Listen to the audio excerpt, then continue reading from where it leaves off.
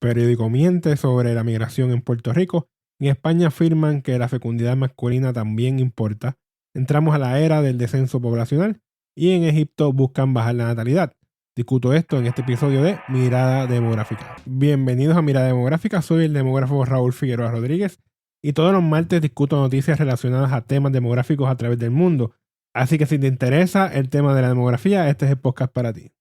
Quería recordarte que en las notas del podcast encontrarás varios enlaces, entre ellos las noticias que discuto en este episodio y el enlace donde te puedes suscribir a Mirada Demográfica VIP, donde todos los meses voy a estar subiendo contenido adicional para los que se suscriban.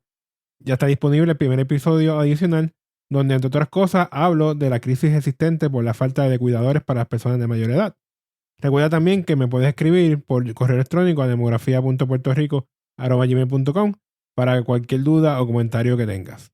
Voy a empezar hablando este episodio sobre una noticia de mi querido Puerto Rico.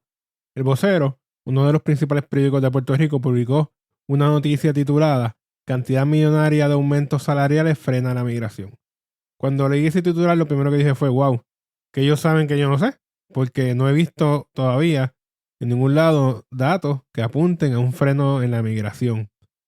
La noticia se basa en supuestos teóricos de que los aumentos salariales que se otorgaron a algunos empleados evitaron que más gente se fuera del país. En ningún lado de la noticia hay evidencia de que eso haya ocurrido. Solamente se presentan opiniones de varios entrevistados, entre ellos algunos economistas, que entienden que eso es lo que debió haber pasado. Obviamente aquí el problema no son los entrevistados, ellos dijeron lo que piensan. El problema es el periodista o quien quiera que sea el responsable en el periódico que decidió usar ese titular para la noticia, que además salió en portada, lo cual pues es un poco más grave aún porque hay gente que lee las portadas y no lee las noticias per se. Y dentro de la noticia hay detalles importantes como cuando los entrevistados explican que la inflación y los aumentos en muchos de los servicios básicos absorbieron esos aumentos de sueldo. Además de la inflación en Puerto Rico tenemos unas entidades que son algo así como ese personaje de Nintendo, Kirby, que se come todo lo que está a su paso. Estos se han devorado los alzas salariales con aumentos en los alimentos, en el agua, la luz, los peajes, etc. Los aumentos salariales ayudan algo, pero no son suficientes para realmente frenar la migración. Y es que aunque la economía es uno de los factores principales para la emigración, no es la única. En el caso de Puerto Rico hay muchos otros factores que empujan a la población a emigrar. Tenemos problemas de criminalidad, pobre educación pública, las carreteras son un desastre, hay aumentos prácticamente automáticos todos los años de agua, luz, peaje. Aquí prácticamente todos los contratos de privatización tienen algún tipo de cláusula que permite aumentos, como por ejemplo por la inflación. Esas compañías nunca van a perder, realmente quien pierde siempre va a ser el pueblo, que como dicen por ahí es el que paga los platos rotos. Y una de las principales opciones que tenemos es emigrar, buscando entonces una mejor calidad de vida, que no hay otra. Realmente el gobierno no protege a su gente, así que para protegerse ellos mismos, pues tienen que irse de Puerto Rico. El problema de este tipo de titulares es que no está sustentado con datos. Voy a poner en las notas del podcast los enlaces de los datos que están en la página del Instituto de Estadística de Puerto Rico, para que ustedes vayan y los analicen si quieren. Pero ni los datos de la Oficina del Censo, ni los datos de movimiento de pasajeros muestran un freno en la inmigración. Lo más reciente que tenemos es datos del movimiento de pasajeros domésticos que están hasta septiembre de 2022. Y los últimos 12 meses disponibles de movimiento neto fue de negativo 23.593. O sea, que salieron 23.000 personas más de las que entraron a Puerto Rico. Esto es muy parecido a lo que hemos visto en años recientes, o sea, que no se ve un freno en la migración como dice el titular del periódico. No se puede negar el impacto positivo que tienen los aumentos salariales a los empleados, sobre todo ante la situación que nos encontramos ahora mismo en Puerto Rico. Pero hay que exagerar titulares de noticias o crear falsas expectativas a la población que realmente está deseosa de buenas noticias. No creo.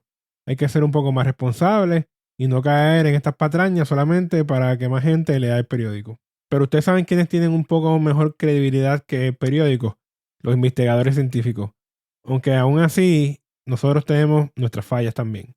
Muchas veces cuando estudiamos y hablamos de fecundidad, lo hacemos desde las perspectivas femeninas solamente. Esto lo vemos en los principales indicadores demográficos, donde la madre son el foco de atención y la base de muchos de los cálculos que realizamos en términos de fecundidad. Por ejemplo, la tasa global de fecundidad, que es el número promedio de hijos por mujer en su vida reproductiva, y que es el indicador que ves en la mayoría de las noticias sobre fecundidad, solamente toma en consideración a las madres. Sin embargo, en el Centro de Estudios Demográficos de la Universidad Autónoma de Barcelona dijeron que ya estaba bueno del abuso que los hombres también encuentran.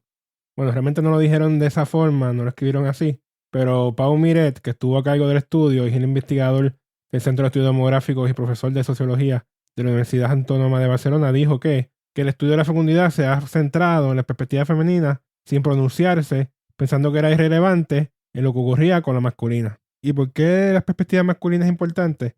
En el estudio titulado ¿Y ellos qué? La fecundidad masculina en España, identificaron que en España los hombres tenían la fecundidad más baja de los últimos 50 años con un promedio de 1.06 hijos, mientras que el promedio de las mujeres era de 1.18 hijos.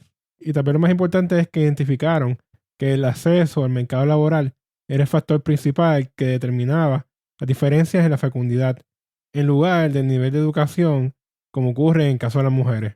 Por último, indicaron que la razón principal para la diferencia entre la fecundidad entre los hombres y las mujeres es que hay más hombres en edades reproductivas y que los padres buscan mujeres varios años más jóvenes que ellos. Y en este caso, como son un grupo más pequeño, pues eso causa que haya una diferencia en la fecundidad. Así que no importa desde qué perspectiva lo mire, la fecundidad en España y en muchos otros países está bajita y seguirá bajando. Esta es una de las razones por las cuales estamos entrando a la era del descenso poblacional.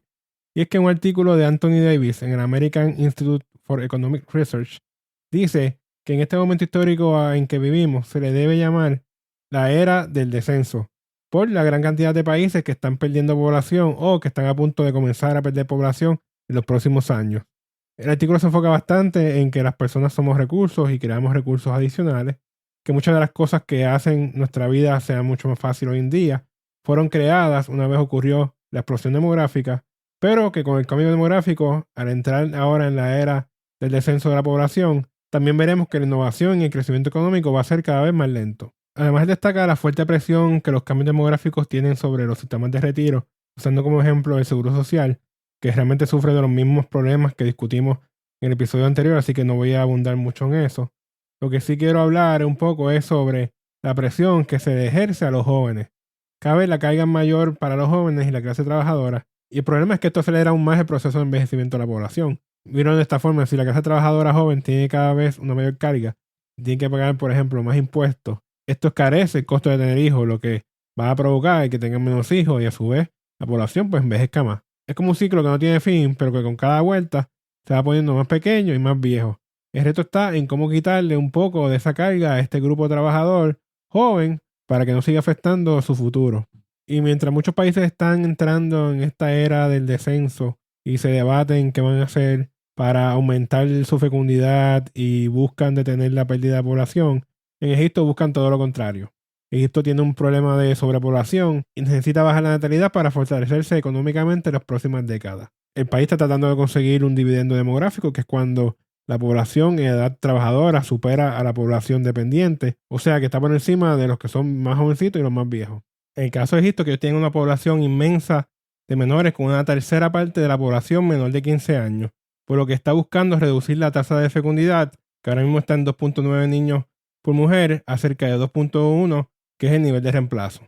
Se espera que esto tenga el resultado de una ganancia acumulada en el Producto Interno Bruto de 18.8 mil millones de dólares y ahorros en sectores como la salud, vivienda y educación de 867 millones de dólares entre los años 2020 y 2030.